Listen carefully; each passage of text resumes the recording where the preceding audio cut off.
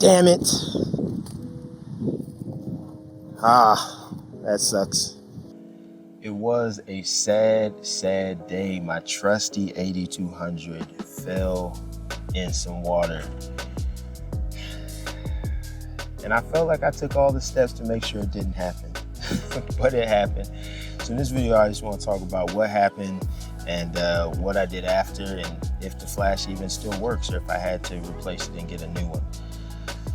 So I was doing a photo shoot with Brianna at a cool location. There was this bridge that we were shooting on, and it was a really hot day and it was really bright. And I thought the AD200 would be enough, but it was not enough. So we ended up moving to go to underneath the bridge because there was some shade down there, and it just was easier for us to work down there versus being up there. It wasn't as hot.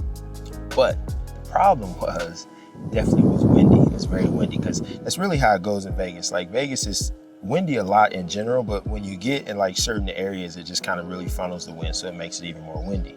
Now, in me saying that, I was prepared. I did have, a sandbag, a pretty heavy sandbag. I think it's like 15, 20 pounds on the light stand. So when we were shooting underneath the bridge, all was good. There was really no issues. I mean, the wind was blowing and the light was solid.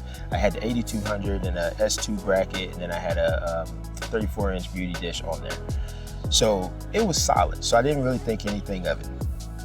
So towards the end of the shoot, there was a spot where like there was some water. Now in Vegas, we have a lot of, they're not necessarily flood channels. I can't remember what exactly they're called, but they funnel a lot of partially treated water back into Lake Mead, and then, we get our drinking water from Lake Mead.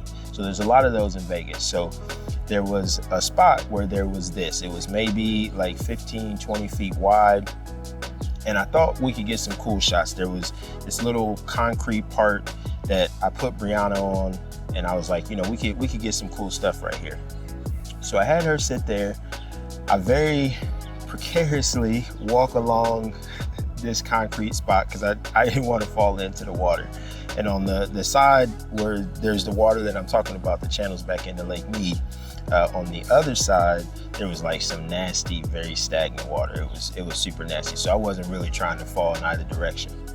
So I precariously walked along the concrete area, sit the light stand down. Now the first thing that I noticed, and this should have told me that this was probably not the best idea, okay? I'm sitting the light stand into the water, and I'm sitting it down, I'm sitting it down, I'm sitting it down, and it's not bottoming out. I just keep putting it down, and I'm just like, all right, this water is deeper than I thought it was. So by the time it bottomed out, the problem, and this is where I'm saying I should have knew better. The sandbag at that point, so on the light stand, I had a hook on the light stand to attach the sandbag to. So that's how I like to weight my stands down. I don't like to just put them on the leg, on the bottom, because I just don't feel like that holds it down as much as I would like. So I have a little thing that I attach to it that has a clip that I put the sandbag on.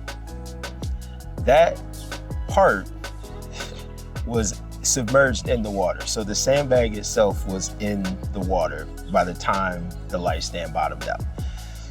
And then I had to raise the light stand all the way up. And even all the way up, it really wasn't as high as I needed it to be. So the light wasn't what I wanted it to be. But I was like, it is what it is.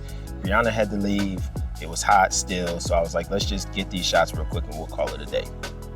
So I sat it down, go back, take all the shots. I'm up there, I'm getting the shots. Everything is good. I'm not exactly sure if I like the shots or not, but I'm like, I'm committed. We got this. So, we're getting the shots. So I got everything that I wanted. I'm like, cool. I walk back over. I'm looking at my camera. I'm looking at the shots, making sure I got, what I felt like I needed. And everything was good. Literally at the moment that I was turning around to go back and get the light stand, I see the light stand falling back. Yeah, those are solid. Okay. Damn it. Ah, that sucks.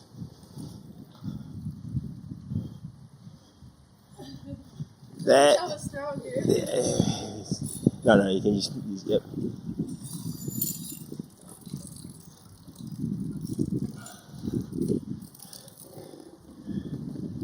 Oh, that sucks. and my heart just dropped. Now, first of all, I'm just like, all this time it's been in the water and it's been fine. And then literally when I go back to get it out of the water, it would have taken me probably like 20 seconds, 25 seconds. Falls into the water. So the whole thing fell backwards. So the entire AD200 was submerged in the water. Now, what ultimately saved me from obviously losing the flash and it not sinking was the modifier. So the modifier was essentially floating on top of the water, but the AD200 was completely submerged in the water. And surprisingly, I wasn't really moving as fast as you would think I would be moving to get it out of there. I mean, I guess I moved as fast as I could, but because I had to walk on that concrete piece again, I could only move so fast. So, you know, I grabbed it and paused. Let me just give a big shout out to Rihanna, because she was moving, she was shuffling to get over to try to grab that light. She actually lost a shoe. One of her shoes fell in that nasty water. And I found out probably a month later that she didn't even get the shoe. She just left it. So I don't even know when she walked back to her car, I don't know if she walked back with one shoe or if she had another pair of shoes. I don't even know, because I was dealing with the flash. So I went and got it out the water. And as I'm taking it off and I take the battery out, I mean, you just got water that's just pouring out of it. So of course the flash it wasn't on. So at that point I'm thinking, this flash is done. It's gone. Cause it was in the water for so long. Like, it wasn't just like a drop in the water and pulled back out real quick. Like, it was probably in there for like 20 seconds or something like that. Like, it was in the water for a minute. So I'm thinking it's gone, but I'm like, I'm gonna do what I can try to do to salvage it. So because Vegas is so hot and it's so dry, I immediately took everything out and I took the battery out. I took the flash head off. I got, shook as much water out of it as I could. And I just sat it out in the sun because I figured if it's gone already, it's gone. So I could at least try to do what I can do to save it. So I set the flash out. There was some rocks there. I set the flash on the rocks. I was, shaking off the water from the modifier and the light stand. And I let it sit in the sun for about a half hour as I was like packing up everything else, because I had a ton of stuff to pack up anyway. So I was packing up everything else. I was just letting that just sit and do its thing.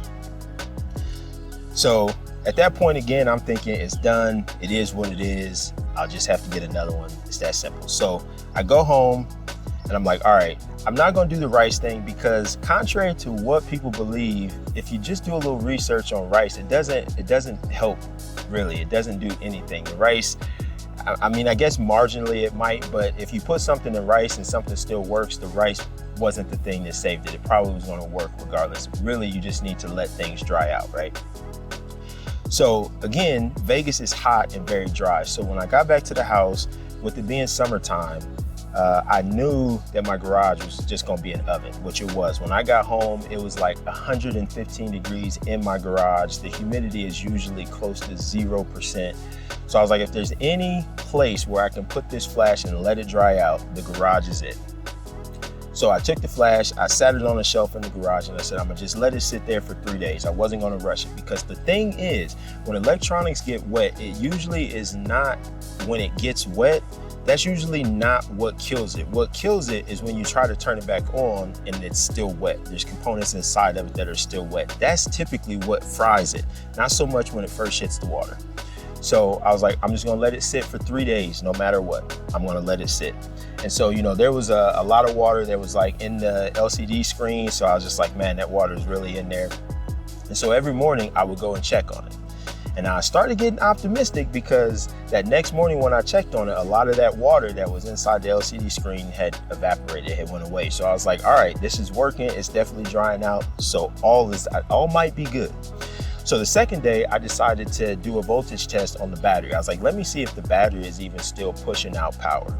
So I do a voltage check and it's coming back with the amount of voltage that the battery should be coming back with. I think the batteries are like 14 point something volts. I was getting back like 15 or 16 volts. So I'm like, hey, okay, the battery is still pushing out voltage. This is looking good. But I was like, I'm not going to chance it. I'm going to give it the full 3 days. I think it was a whole weekend, maybe. I can't remember. So I was like, I'm gonna just let it do its thing. I'm gonna give it the whole 3 days. So that third day, I was like, all right, moment of truth. Let's see what happens. So take the battery, put the flash head back on, put the battery into the AD200, and it turned on. It turned on. Because with my AD200s, I actually just have them on, and I have the switch taped over, because one of the big problems with the AD200s, at least with the original, this isn't the Pro, this is just the original AD200, the on-off switch, like it breaks internally, and then you can't either turn it on or turn it off. So to prevent that, it's always on, and I just pull the battery to turn it off. So I put the battery in, and it made the classic beep.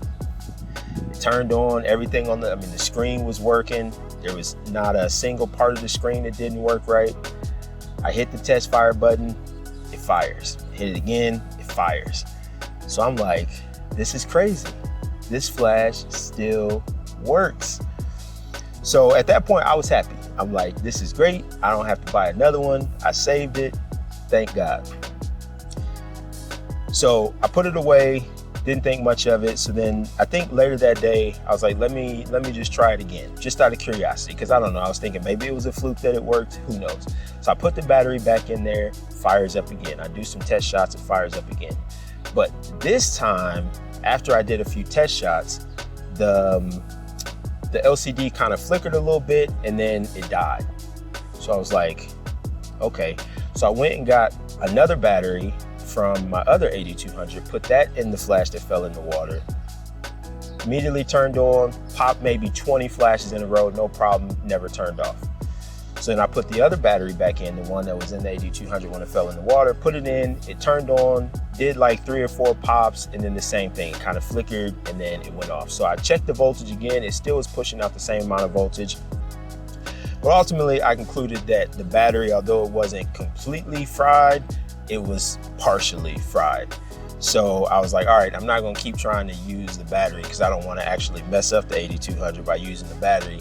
The battery is 59 bucks. So at that point, I just went ahead and ordered a new battery, called it a day, and that was that. So at the end of the day, the Flash AD200 fell in the water. It was in the water for a while. I dried it out, and it still works, and it has worked ever since. I've had no problems. The LCD works, the buttons work, the flash fires, it works with the trigger. There's no issues. There's no issues. So that is a testament to how well these work. Now, a little sidebar, I kind of had hope that it was going to work, because of course I started YouTubing these things falling in the water, because I really wanted to see if anybody had similar situations and if they were able to bring them back. So I found a video from Marcus Picks where his AD600 had fell in the pool. And so that was the closest video I found where it was kind of in the water for at least a similar amount of time as mine. And he went through the whole thing as well, and his flash worked as well. The battery was completely dead, but his flash still worked. So that gave me some hope. I was like, okay, if his fell in the pool, and I think his was submerged even more than mine, because I don't think obviously this was in an S bracket, so I don't think the water actually got to the top. It just was the battery part. It just was down here. So I think the modifier being in that S bracket saved it, because maybe if it would have been more submerged, it maybe wouldn't have worked. But since his worked, I was like, all right, I got hope that this is going to work. And indeed it did. So that is a testament to how well these are built. Obviously, I wouldn't recommend that you let it fall in the water, but if it does, there is hope that it still can survive. So me and the trusty AD200, we are still together. We are still rocking. And yeah, that is the story. So all is well that ends well.